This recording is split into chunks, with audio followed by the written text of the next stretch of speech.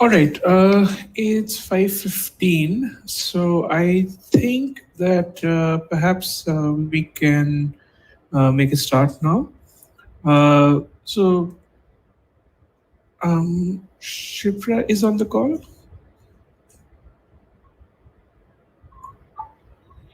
Yeah, I'm here. All right, so then I think we can get started. So All right. why don't you do us the honors and introduce our VIP guest for today, and then I'll take over from there. Absolutely. Absolutely. Hi, everyone. Good evening, and thank you for joining this call. I'm Shipra, and today it is my absolute honor and pleasure to introduce to all of you my father and the author of the book that we are going to discuss today, which is Revelations of Honor, Tryst with Destiny. Sorry, Tryst with Courage. Okay, so and he's none other than Brigadier Joginder. He is an accomplished army officer who has donned the uniform for 36 years in the army and for another 4 years thereafter in the Border Security Force. An alumni of the National Defense Academy, Kharagwasla, he was commissioned into the Artillery Regiment in 1973. During the early years in the army, he was awarded the coveted Silver Gun, the Best Commando, and the Best Aviator trophies for standing first in various training courses. During his illustrious career, he had varied exposure as an aviation pilot and instructor, as gunnery and tactics instructor, and then went on to command his unit in the operational and challenging area of Tangdhar, Kupwara in Jammu and Kashmir. He was the artillery brigade commander of a strike corps in the western sector. He was also the sub-area commander in the sensitive Siliguri corridor. He is an MPhil and Masters of Management Studies, passed with distinction. And post his retirement, he was the director of Pravara Rural Educational Society at Sinnar campus near Nasik, which had 5 colleges co-located. He has represented India as an UN observer to set up the first ever UN mission in Angola in 1989 and was awarded the UN Peace Medal.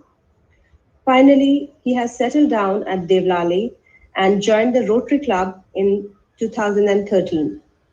He has served as the secretary and the president of the Rotary Club of Devlali, where he was conferred with the Best President's Award and is presently devoting his time to various social and welfare activities.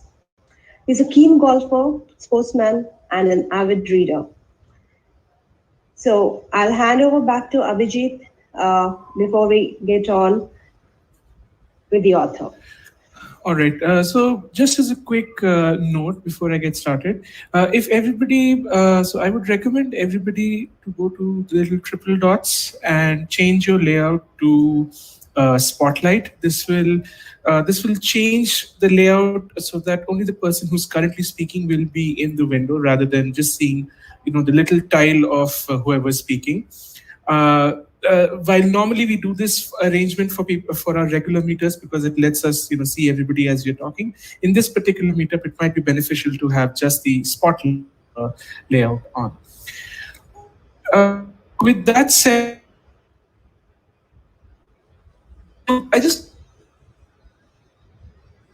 set the context. So the first question I'd like to ask you. So, could you just tell us a little something about what the book really is? Because I don't think all of us have sort of seen this book or heard much about it. So, yeah. Uh, Thank you very much, Shipra, for the kind words you spoke about me. You make me feel like a Superman. And well, among the audience, I can only recognize the name of Rupa Mahajanji and, of course, Rohit. I think I have met him also once in Bangalore. Well, the question which pertains to the book, this is the book, Revelations of Honor, Tryst with Courage. This is a book which has been co-authored by Brigadier Joginder Singh and self. it talks of the various incidents, true life stories which have taken place in our career. So there are short stories both by Brigadier Joginder and self in this particular book. That's interesting. So that really contextualizes what the book is about. So my next question would just be, before we move on to the narrative, is that how did you and Brigadier Joginder meet? Like, how do you know each other? Do you know each other from way back, or what? How did that? Well, that's a very interesting story. You see, when we do our young officers course, which I did way back in 1974. Brigadier Joginder was then a major and my instructor in gunnery. He was a major then. And let me tell you that thereafter, it so happened that we never crossed each other's path throughout our entire service career, except that when he landed up here for an aviation get-together, I met him last to last year. But that also was not the time when we discussed about the book. It so happened that my family members and the unit officers, they're saying that, sir, why don't you pen down some of your experiences for posterity? So that's how the thing started. In the book itself, there's one story about crossing the Sadhana Pass. I'll come to that a little later. So basically, I wanted to write what exactly happened on that night. Sadhana Pass, which is over 10,000 feet and covered with 10 to 12 feet of snow in a vehicle convoy. Walking is a different ball game, and taking a vehicle convoy, which was the history created by the unit at that point of time, it's all described in the book. So basically, I wanted to put the facts straight. And then I told Brigadier Jogi, sir, this is what I'm sending to the unit. It so happened that Brigadier Jogi also commanded the same unit way back in 84, 85, while I commanded in 94, 95, 96.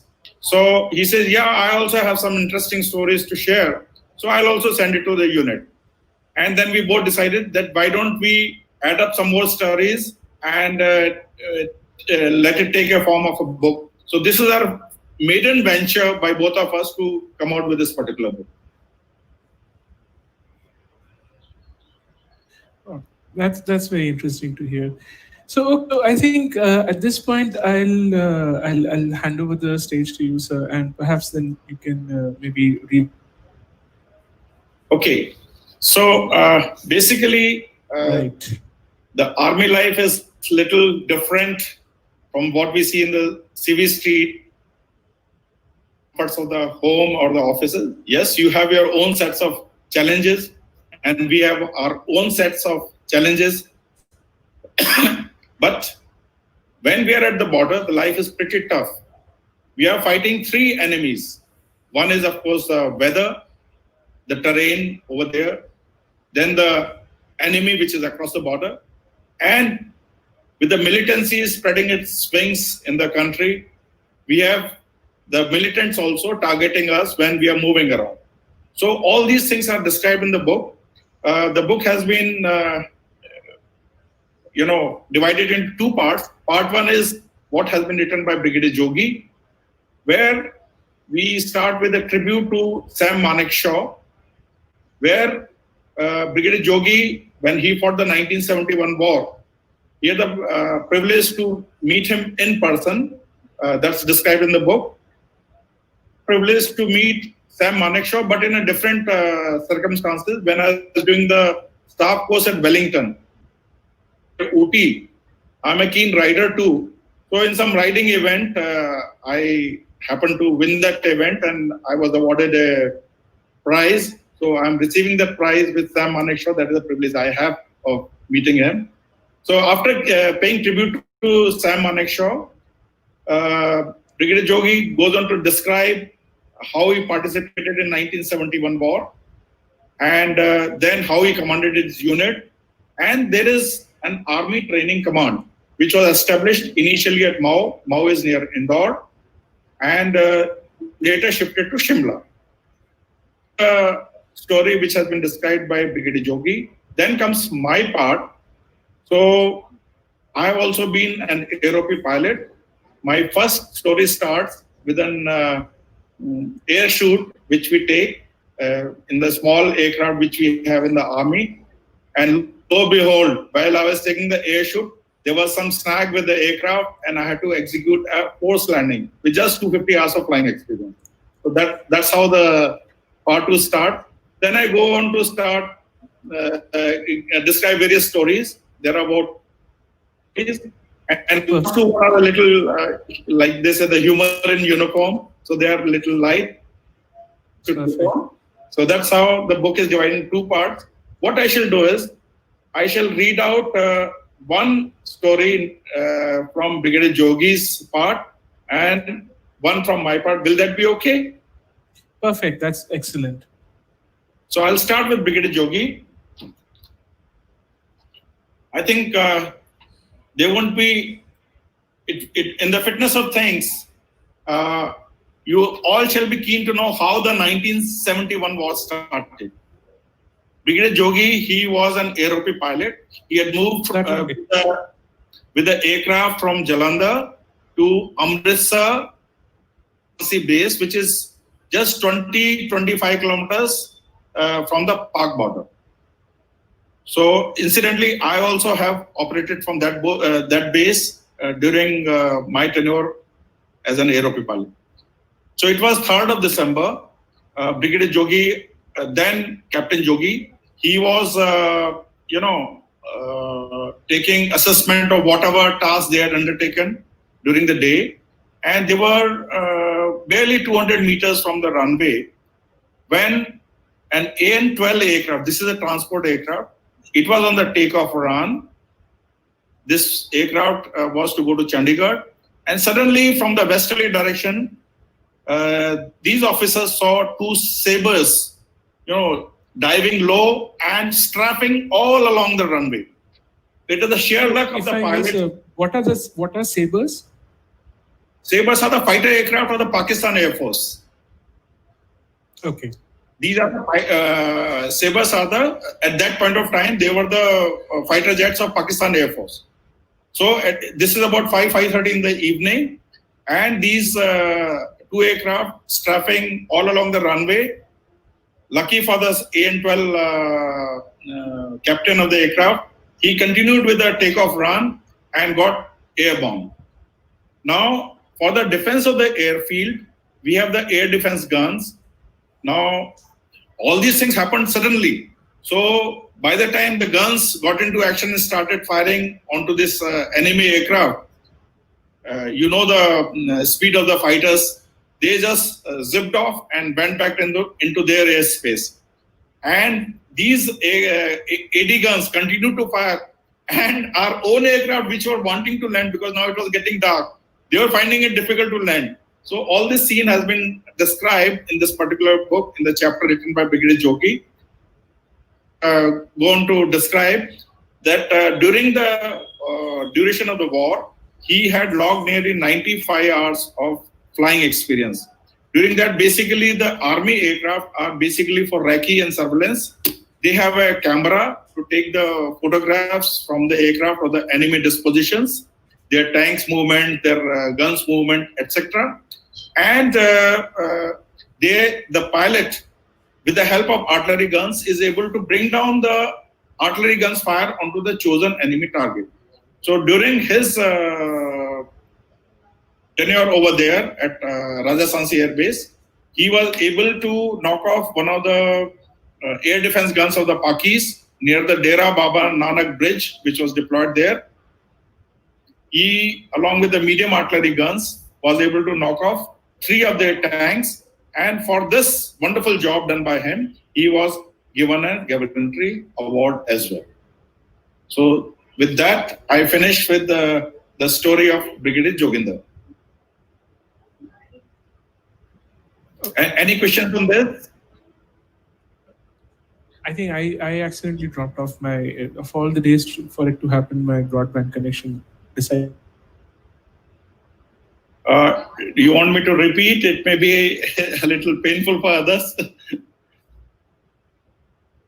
basically, Brigadier. No, I think that's fine. I think most of us, all of us, otherwise I think were on and we were able to hear the story. Okay. It's just fascinating hearing your experience and can't wait to hear more. Okay.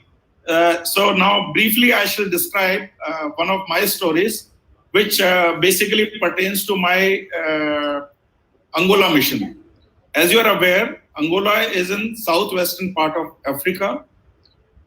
This was a Portuguese colony. The Portuguese had come somewhere in 1575 to this particular country. This country is rich in minerals, oil, diamonds, and things like that.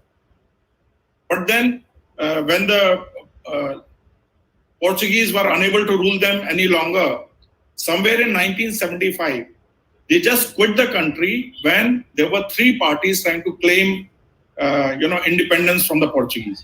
So the MPLA, that was the biggest party, which was based in the capital city, Luanda. So they had an agreement with the Russians, and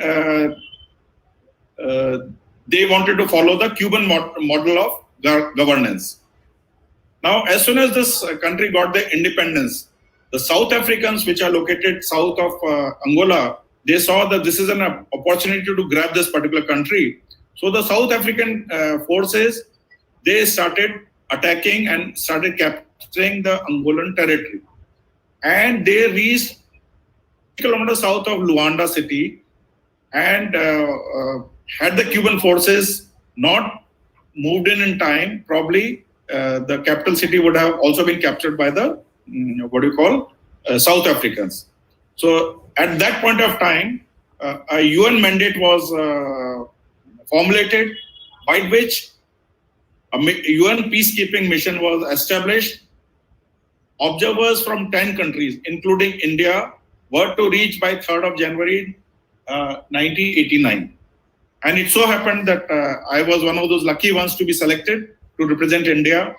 So we all landed up there at Angola. Luanda is an airport, it's a port also. And obviously there was, it was a war-torn country. So we were, accommodated in a 5-star hotel just close to the port. There was nothing on ground. The mission had to start from scratch. We had to unload the, material coming from various countries, including the cars and all that. And to get a car from the aircraft in reverse is not easy. Anyway, so as an observer, and mind you, in India, we are driving onto the left side of the road. Over there, the Portuguese, they drive on the right side of the road. So obviously, you're not very comfortable. So one of the evenings when I was returning from the port duty, suddenly 3 shots passed through my car. I said, what the hell? What is this happening? It was a civil war going on. They thought that probably we are those forces from the adversary. So anyway, luckily the bullets did not hit me. And I reported the matter to the chief military observer, who was from Brazil, Mr. Brigadier Gomes. And he immediately next day came on the TV, said, look, all these guys who are wearing blue berets, they are friendly troops. Please don't target them. And immediately we got, black paint and wrote UN on all our cars. That is the opportunity. Straightway jumping from Willys Jeep to Volvo and Volkswagen. It was a great experience for me. So this was one part. Then what happened? After 15 days, we got a campus, ESPA campus, and we had the villas and office come residential complex. So in the evening, in a tracksuit, I was taking a walk about 3-4 kilometers away from the campus. And naturally, this was my first foreign assignment. I was very curious to, know the topography of the place. There's one baobab tree, which is a very herbal sort of a tree. So I was taking the photograph. That photograph is there in the book also, you can see. And Suddenly, when I was busy clicking the photographs, 4 soldiers appeared from nowhere and they were pointing guns at me. Immediately, I knew that, look, there's something wrong which I seem to have done and they are not very happy. Now, there's a language problem. I can speak English, I didn't know Portuguese, and those guys, they can speak only in Portuguese or French. So the communication gap is there. So what I did, I put, those are the days then we had those film roll cameras. I took out the film, exposed the complete film for them. So they were satisfied. Okay, fine. And then they saw me off till the time I reached the campus. Now, in one of the aerial sorties, we realized later on that our campus was just 4 or 5 kilometers from the presidential palace. So now I could put 2 and 2, 4 together. Look, these people thought that probably I was a spy trying to, breach into the security of the president's palace. So this is the second incident I want to describe about Angola. And the third incident is that because the country was war-torn and we had the teams deployed at 6-7 places, Cabinda being the northest and Namibe being the southernmost. So one day, I was doing the operations officer. So one day at the Luanda airport, I said, let me go and see the team off for their tenure to Cabinda. The pilot had come, but after loading the stuff in the aircraft, incidentally, we had to even carry water bottles with us because at the other place, logistics was just not there. So for 15 days, we'll go self-contained in an aircraft, do a tenure and then fly back. So captain says, look, we'll wait for the co-pilot to come. But after 15-20 minutes also when he did not turn up, I said, what do we do next? He tried to contact the co-pilot again. He says, look, I think we may have to abort the sortie because probably he had far too many drinks last night and he's not in a position to fly. So I being from the Aerope, I said, Captain, if you permit, I can do the navigation for you. I can be your co-pilot. So first he thought that probably I was a paratrooper officer or something. But then he asked me some questions related to flying. And when he was convinced, yes, I am a genuine pilot, he says, okay, hop in, let's all go. And so we took off. After 10-15 minutes, being curious, it was an Islander aircraft. I said, would you allow me to fly the aircraft? So he explained a few parameters and I was comfortably flying. And after 10-15 minutes, I wanted to hand over the aircraft back to him. He said, don't worry. You're good, carry on. And by that time, we were at the base leg of Cabinda airport. He wanted me to fly so much. Would you permit me to land also? Mind you, a person who is not known to you, the captain took the liberty or he was magnanimous to allow me to land the aircraft and weather was fine. It was a perfect landing, which I could execute. And there were 6-7 team members sitting behind. So they were saying, wow, very good. And because it was a successful sortie, thereafter being the operations officer, I was based in Luanda. Whenever they were in need of a co-pilot, so they used to ring me up. So this was an all unauthorized, not logged anywhere, known only to me and the captain. Yes, these sorties were undertaken by me. So these are some of the beautiful stories of Angola, which I fondly remember. Rest of the things I'll not divulge, otherwise who will read the book? I'm happy to share all these things with you. Like they say, a man is judged by the company which he or she keeps. I'm so happy to see all of you. You have a lovely company. You have keen readers of various books. And probably after 2 months again, I shall be coming to Bangalore to visit Chipra. So it will be definitely a pleasure if I can interact with you all. If you have any questions, it will be my sincere endeavor to take on. Thank you. That was definitely interesting.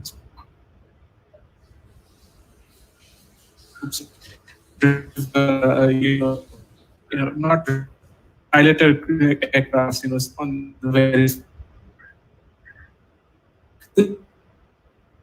Your speech is getting distorted. I've heard as well from other.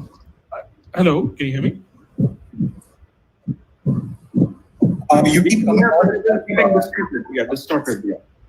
Okay, I am going to drop off and try dropping in again. Let me rejoin the meeting. 1 second. Shipra, would you want to steer it for?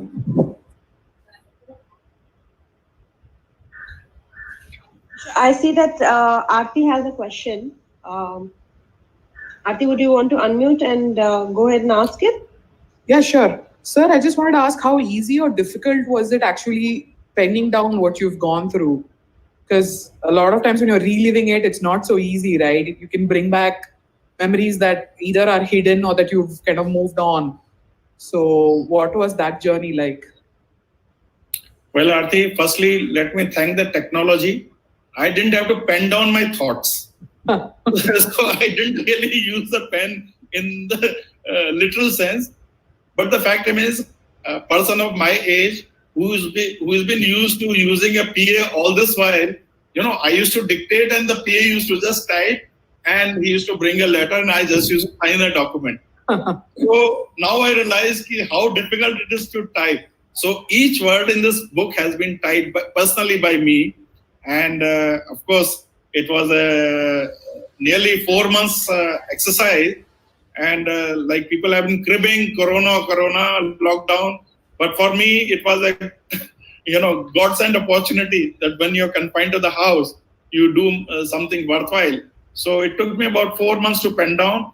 And see, I'm sitting in Bangalore. My photographs are in Devlali. My co-author is sitting in Chandigarh, and the publisher is sitting in Delhi. Wow. So all these things, was not an easy task, but all the same, we could. Army people are there to take on challenges, and we could, once you decide, you have to jolly well do it. Correct. Thank you. Brigadier Garg, good evening, Rohit here. Pleasure interacting once again, sir. A quick question regarding the process that, once you decided that you're going to write the books, could you, for, aspiring writers, could you just break down the high-level process and how you went? Did you pen random thoughts and post them into some sort of storyline, or given that you have a series of stories, like how did you decide on what the content of the book is going to be, especially because it's a collaboration? If you could throw some light on that. Thank you, Rohit, for your question.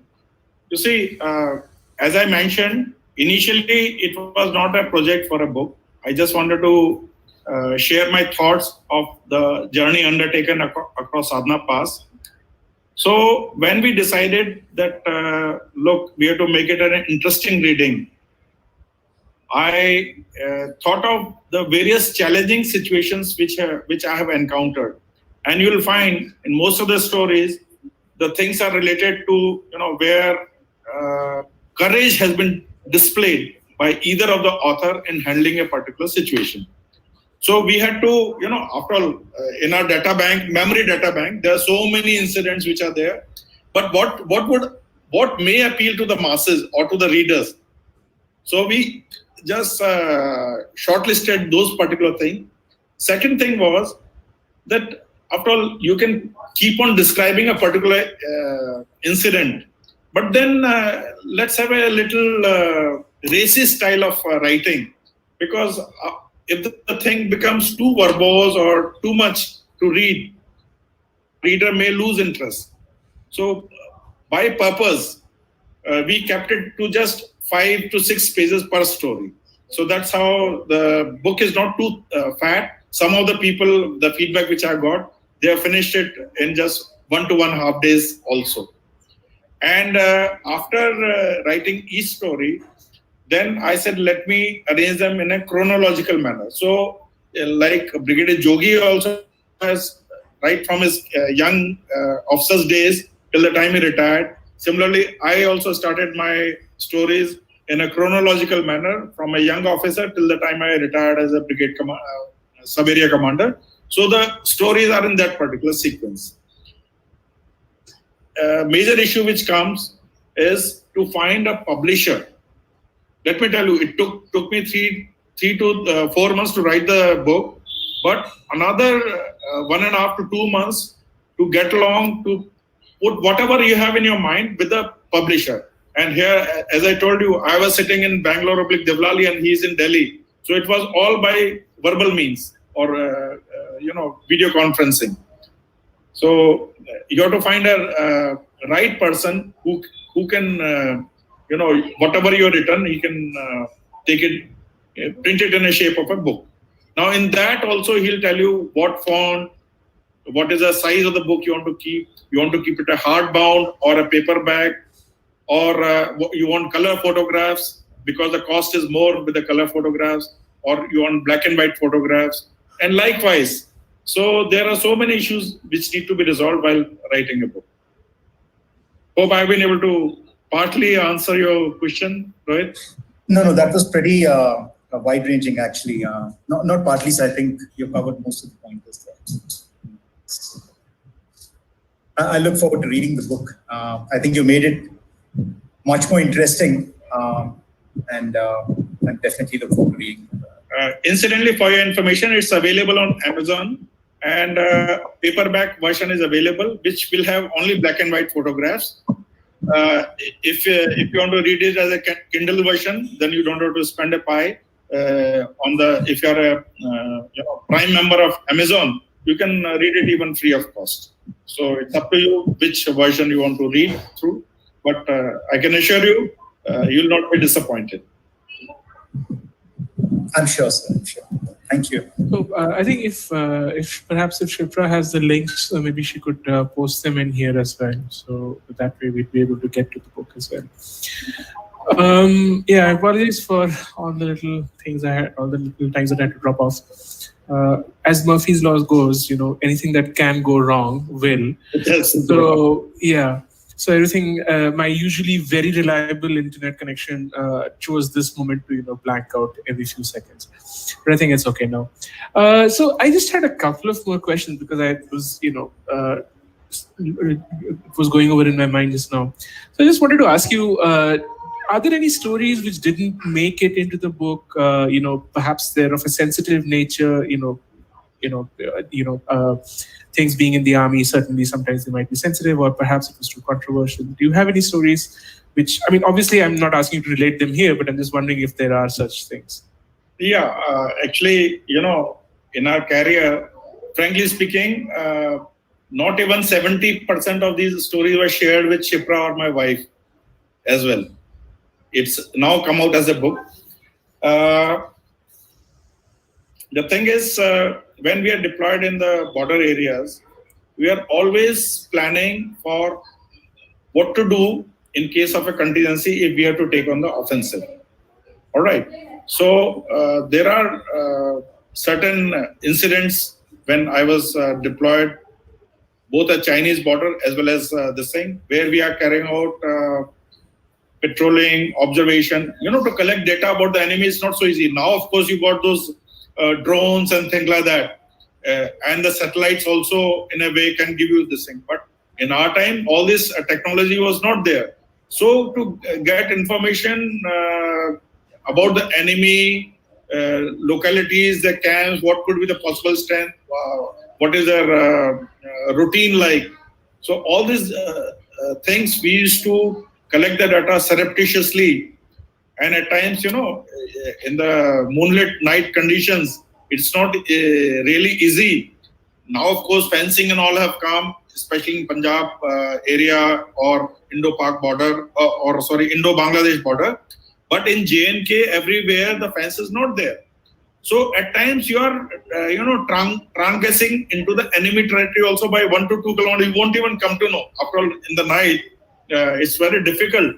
So we have this thing. And when we see the movement on the other side, so now you're worried that if you get apprehended, God help you, because all those are unauthorized missions, So these are the sort of things which you have not mentioned. In my part, you will not find even a single name also being mentioned of an officer or a formation or a unit. But Brigadier Jogi had different views. So he has mentioned some of the names or units and all that.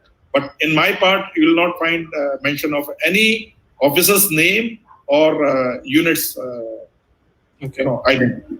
So, so then I have sort of two questions then. So, one, did you at all have to take any kind of clearance from any of the various ministries for publishing, or this was all fine? No, because I have not, divulged any classified information. I see. So, Okay. but I've given right in the beginning of the book also. So I did not have to seek any this thing. But yes, if there are certain matters which are related to matters military, then of course you have to take permission from the army headquarters. That is of course a must. I see. Okay, so then I just have one more question then. The book actually seems quite interesting, and it talks about things that we normally probably people like us will probably never even hear about. So so I'm just wondering, do you have any plans for writing a second book or anything like that, or is it too soon? Well, when this particular book was on the verge of being printed, so I said, look, I'm practically again twiddling my thumbs. What do I do now? So again, the writing bug started raising its ugly head. He says, friend Anil, you have to do something again. And then I realized, yes, I have another qualification of being a management expert. In the biodata, Shipra did mention that, yes, I'm a master of management studies also. So I said, look, why shouldn't I choose a topic where you can draw a parallel between the army style of management and the corporate style of management, where the two types of management or styles of management can augur well with each other. So already started job on that particular book, and I can say probably in another 3 to 4 months, as I mentioned to you, it takes about 3 to 4 months. So hopefully my second book also should be ready. That's good to hear. We're looking forward to reading the second one as well. Yeah. So those are the kind of questions that I sort of had. Shipra, would you like to add anything here, or? No, I just wanted to ask if anybody else in the audience had any further questions. Otherwise, we can go to the next bit of the agenda. Right. So I think that's really it. I think that's what we had sort of planned for this meetup. And at this point, I'd just like to say thank you, sir, very much for coming with us and gracing us with your company and, talking about your books. So talking about the book rather, and, telling us about, giving us an insight into this wonderful world that we don't normally see or hear of. So so that's it. That's it for the agenda that we had, and I just wanted to thank you very much for coming, spending some time and talking about your book with us. Thank you. Abhi, one more thing I like to caution the would-be writers. If you're looking for a financial venture, like for me, it was a different ball game from this book. Probably, if you ask me, I may have spent nearly $500,000 worth from my pocket. Okay, I'm not a bestseller category. I do not know how many people will read or buy this book and all that. But if you are wanting to have it as a financial venture for yourself, then you have to write a book which will be sold and in the market like hotcakes. So that is the sort of theme you should be working on. I'm sure any writer to start with, he will have very small, number of fans or number of people reading his or her work. But as he matures into a better writer,